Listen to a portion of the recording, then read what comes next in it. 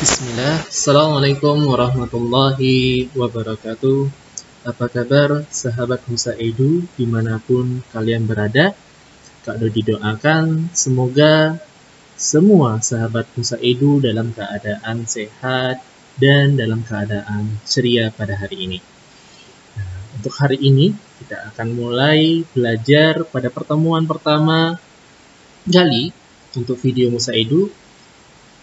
Khususnya Kak Dodi akan memulai pembelajaran kimia dasar. Insya Allah nantinya ke depan kimia dasar ini akan punya episode-episode atau part to part yang akan membahas tentang kimia dasar lebih banyak. Dan juga nantinya insya Allah juga akan ada beberapa materi lainnya, misalnya termodinamika, neraca massa, ekologi industri, dan lainnya yang berhubungan tentang kimia dan teknik kimia. Nah, perkenalkan sebelumnya nama kakak adalah Dodi Satriawan. Kak Dodi sekarang berada di Cilacap dan mengajar di salah satu institusi, khususnya di Politeknik Negeri Cilacap, di Prodi Teknik Pengendalian Pencemaran Lingkungan. Bagi sahabat Musa Edu yang ingin kuliah, silahkan mendaftarkan dirinya di Politeknik Negeri Cilacap, khususnya di Teknik Pengendalian Pencemaran Lingkungan. Oke, kita langsung bahas ke pertemuan pertama kita hari ini untuk kimia dasar. Nah, untuk pembelajaran hari ini, pertemuan ini kita akan membahas awal sekali, yaitu tentang hukum-hukum dasar kimia. Nah, apa aja sih hukum-hukum dasar kimia? Nah, hari ini kita akan membahasnya. Secara Kak Dodi ambil ini dari buku Uji Kompetensi Kimia yang ditulis oleh Kamaluddin dan Suprihatiningrum tahun 2010. Dan kita akan background atau kita akan bahas lebih dalam secara mendetail nantinya berdasarkan referensi buku ini, Uji Kompetensi Kimia, yang dibuat oleh Kamaluddin dan Suprihatiningrum tahun 2010. Nah, menurut Kamaluddin dan Suprihatiningrum, hukum-hukum dasar kimia yang ditulis di bukunya itu ada 5, yaitu pertama hukum kekekalan massa atau Lois. Oke. Nah, hukum kekekalan massa atau Lois yang pertama, yang kedua adalah hukum perbandingan tetap, yang ketiga adalah hukum perbandingan berganda, yang keempat hukum perbandingan volume, dan yang terakhir adalah hukum Avogadro. Nanti insya Allah untuk pertemuan berikutnya kita akan bahas satu persatu tentang apa sih hukum kekekalan massa, apa sih hukum perbandingan tetap, apa sih hukum perbandingan berganda, hukum perbandingan volume, dan hukum Avogadro. Untuk pertemuan kali ini, kita akan membahas yang pertama adalah hukum kekekalan massa. Nah, hukum kekekalan massa atau yang mencetuskan hukum ini adalah, yang pertama kali mencetuskannya adalah Lavoisier atau Anthony Laurent de Lavoisier. Bisa adik-adik lihat di sini. Ini adalah ilmuwannya yang lahir pada tahun 1743 sampai 1794. Nah, si Anthony Laurent de Lavoisier nanti kita akan bahas biografinya sedikit di pertemuan berikutnya. Siapa sih Anthony Laurent de Lavoisier ini? Dia lahirnya di mana? Bidang ilmunya bagaimana? Dan nanti kita akan bahas di pertemuan selanjutnya, insya Allah.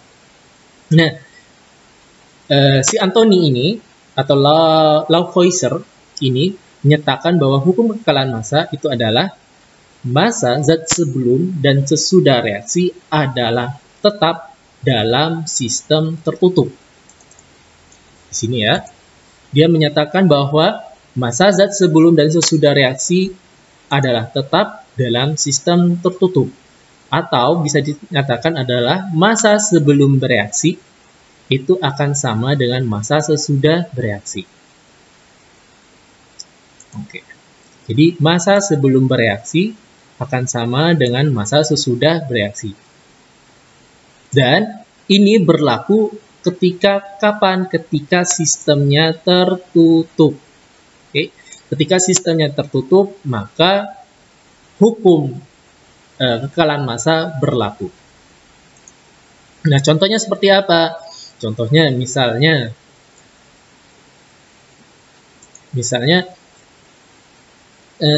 adik-adik Musaidu ingin membuat kopi manis. Apa aja sih komponen kopi manis? Pasti adalah air panas. Yang pertama. Yang kedua, kopi. Yang ketiga, gula. Misalnya nih, adik-adik Musaidu ingin menimbang nih, airnya yang diambil itu berapa. Misalnya, adik-adik Musaidu menimbang airnya adalah dengan berat 300 gram. Lalu adik-adik menambahkan lagi kopi seberat 10 gram. Lalu ditambahkan lagi gula seberat 10 gram. Maka total yang ada di dalam gelas adik-adik nantinya adalah berapa?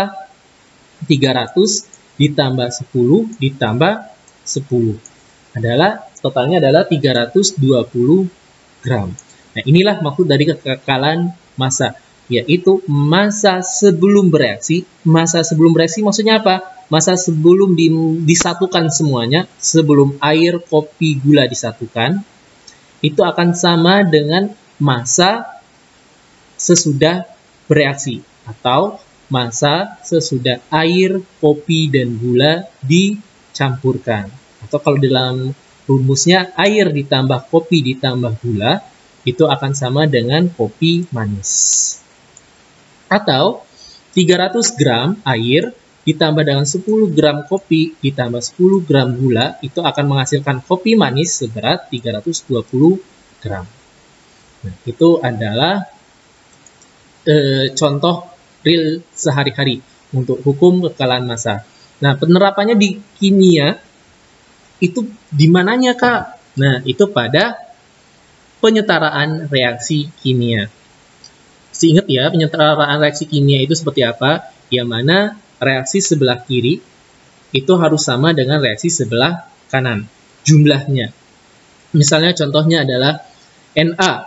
Na di sini 1, sedangkan di sini Na-nya 2. Maka menurut hukum kekalahan massa, Na di sebelah kiri itu harus sama dengan Na di sebelah kanan.